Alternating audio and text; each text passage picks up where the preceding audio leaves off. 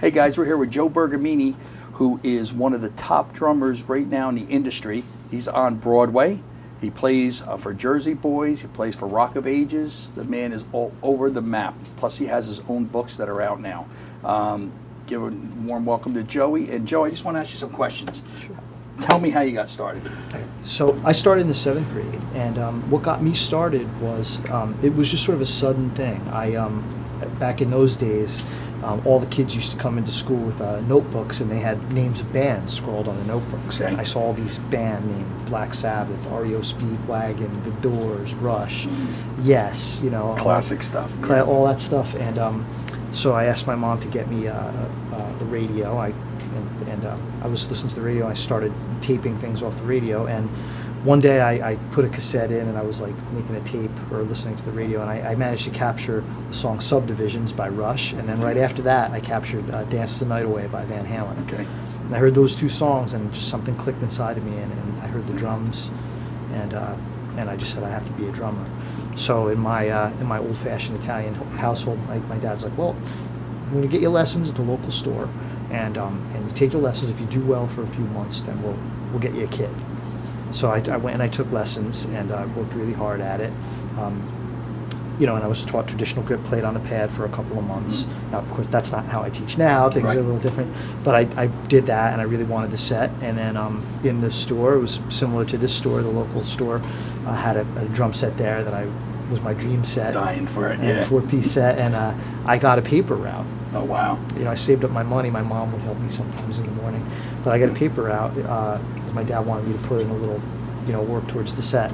And so I kept that up. And then once I got the drum set, from there it was like off to the races. I just was so inspired by the music on the radio. Now, I kept taking private lessons because my parents wanted me to do that. And I finally, the store had a teacher who I really clicked with. His name was Tim Solok. He lives in Houston now. Wow. Still in touch with him a little bit. And he wasn't my first teacher, but he was the one who really listened to me. The other guys were a little bit more like, this is what you do, son, So after that, I would spend time about a half hour a day doing my lesson in the book.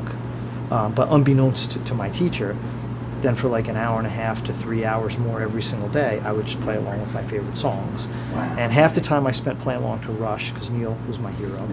And of course, back then I probably didn't think I was doing most of it right, but I was learning a lot. But you were staying with it. And then as I got better, I started playing along to like more of the pop metal of the day, like Night Ranger and all the bands that I play in Rock of Ages, which is actually that's great. And I realized and ZZ Top was a band that I got into, and because I've been trying to play Rush and I've been learning so much, when I put on the Night Ranger and the ZZ Top and the Ozzy records, I found that I could pretty much like bury the drum part. Like I could play, it wasn't as hard as Rush, so I could play exactly what was there, and that just like was great for me. Like I felt like it was so cool that I couldn't hear the drummer, like I could play it so exact. And of course I was teaching myself a skill. I didn't know this at the time, but I was teaching myself not only why the drum parts existed, because how they were constructed within the ensemble, but I was also teaching myself to play along to an external tempo. Like you tell people to play along to click. Because now on Broadway, every show you have to be able to play to a click. It's commonplace. The private lessons pretty much got me going. And of course, I think that's the best way, because the band director, typically in middle school or high school, they have to teach every instrument. You think about that. My wife's a band director, so she'll be really proud of me for saying this. Percussion's a special case where you really want to have an expert, because the vast majority of band directors are not percussionists. So the private lessons really help me out. So keep that in mind if you're a drum student. You really want to make sure that you have a private teacher. Now, having said that, once I got to high school, I did everything I could possibly do. I joined the marching band, I joined the orchestra, I tried out for the jazz band. Most schools you have to try out. That's another reason you need a teacher. This is a special thing. Tried out for the jazz band. And then I was playing in a band with my friends, and through that I made friends by being in the school band, I made friends with a lot of kids who played music that I wasn't into. I was into metal, like Iron Maiden and Ozzy and Dio and all the bands I mentioned. But I made friends with some kids who were not really, they were in a different clique, and they were into like the Beatles and Pink Floyd and Billy Joel. And so because of that, I was in a recording studio for the first time when I was in the 9th grade. Wow. Because I was sort of like a nerdy kid that was in a school band. All the other good drummers, well, not all, but when I was in high school, some of the other good drummers were a little more, let's call it like more cool kids. And the other kids that were into the Beatles were nerdy like me. So like, well, let's get Joe. He's nerdy like us. He can play on our recording. So I got in the studio, and it was like such a great experience. So those kids were like, why don't you talk to the choir teacher? We don't have anybody to play for the drums for the school musical this year. So in my sophomore year, I did that, and then I played the school musical for 3 years, and I just had so much fun doing that. I can remember, doing the musical and like going through the book, and we were doing like I think we were doing a Cole Porter show or something the first year, and it was like, I was like, I think I need timpani. I'll put the timpani over here, and I set up the whole thing. Wow. And it was like, it's so cool how the dancers have to rely on me, And then I went to the cast party, and I was like, wow, there's all these like weird, interesting kids that I never hung out with before here. This is really cool. And of course, the funny thing is, I never really aspired to play on Broadway, simply because I was a little intimidated. I figured you got to be an amazing reader, know every style, and go to school for music. And I guess I didn't know if I'd be able to achieve that. The people who they call to develop the shows, I did a reading of a show last week. What happens there is they can really only afford to hire the musicians for like 2 days. So you go in, like I walk through the door, they call you because they work with you somewhere else and they trust you. They call you, I walk through the door, I got the charts in an email the night before, and I had time to look at them. You walk through the door and there's a pile of charts of music you've never heard before. And at noon they're like, okay, welcome everybody, a few introductions. Okay, open up number 1. And then they count the tune off. Wow. And you're expected to read it. And Just like that. yeah, and it was like 15 songs from a show. And if there's a little, this show had shifting meters in it, 5s and 7s and 3s. So you're doing a lot of reading, and you're expected to read it right. And then if there's a little rough part in like a tune, maybe 1 per tune for 5 minutes, you'll rehearse just that, run it down next.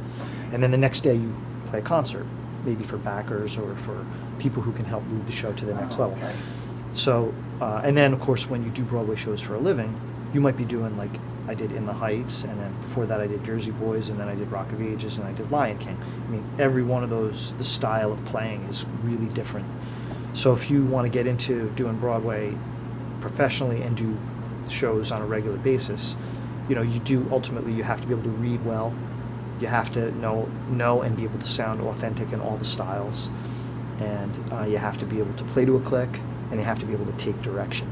But I would definitely encourage, Broadway's become such a big thing, and we have, on TV we have shows. If you watch all the American Idol type shows, they're playing songs from all the music we grew up with and Broadway, and there's still a lot of places for people to play, not just sing, but to play instruments, play guitar, bass, and drums.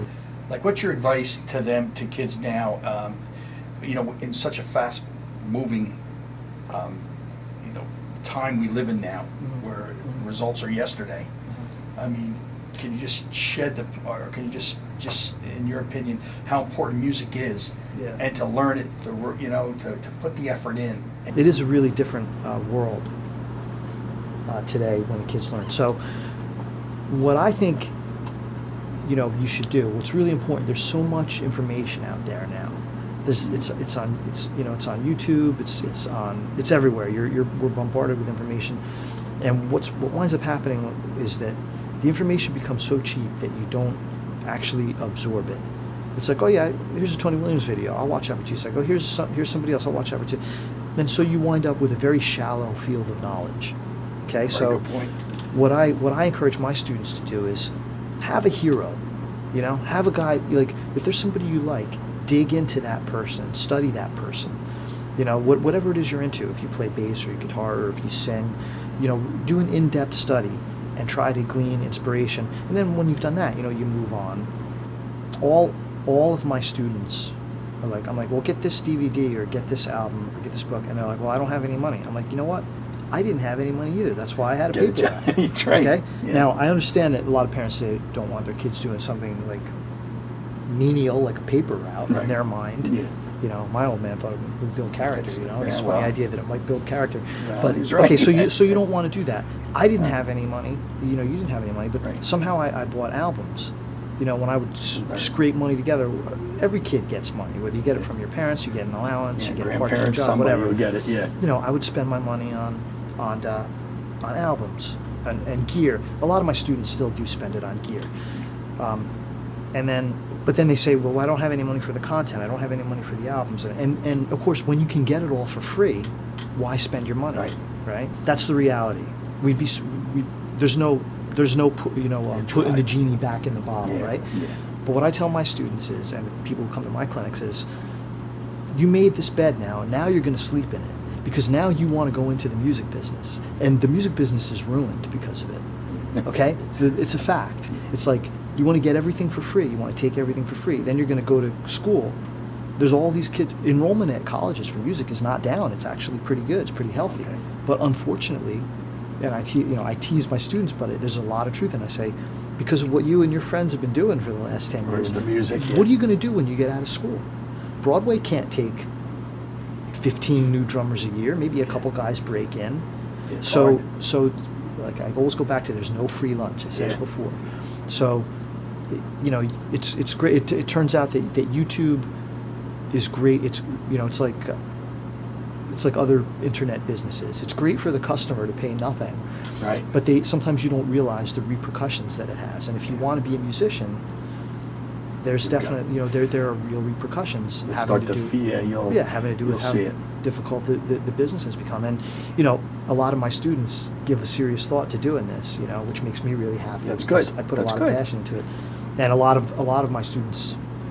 I mean, to say a lot, but you know, over the years, I've had many that have gone on to be pro players. I'm very proud of that. Oh, You know, to that's try great. to prepare them for that. But you have to make them aware of the reality of what's going on. Yeah. You know. I got it. Joe, thank you so much. We're here with Joe Bergamini, and guys, listen, check him out. He's all over the place. And go to Broadway. Chances are 9 out of 10 times you're going to see him. I don't know about 9 out of 10. 8 out of 10. We'll go that. Really put an effort in to learn an instrument. It's so, so important. Thanks for stopping in to Encore Chat. I'm Pete Schmiedhauser, that owns a small little store called Schmied's Music, 831 Route 10 East in the Pine Plaza Shopping Center in Whippany, New Jersey. Thanks, guys, and stay in touch to see more videos to come.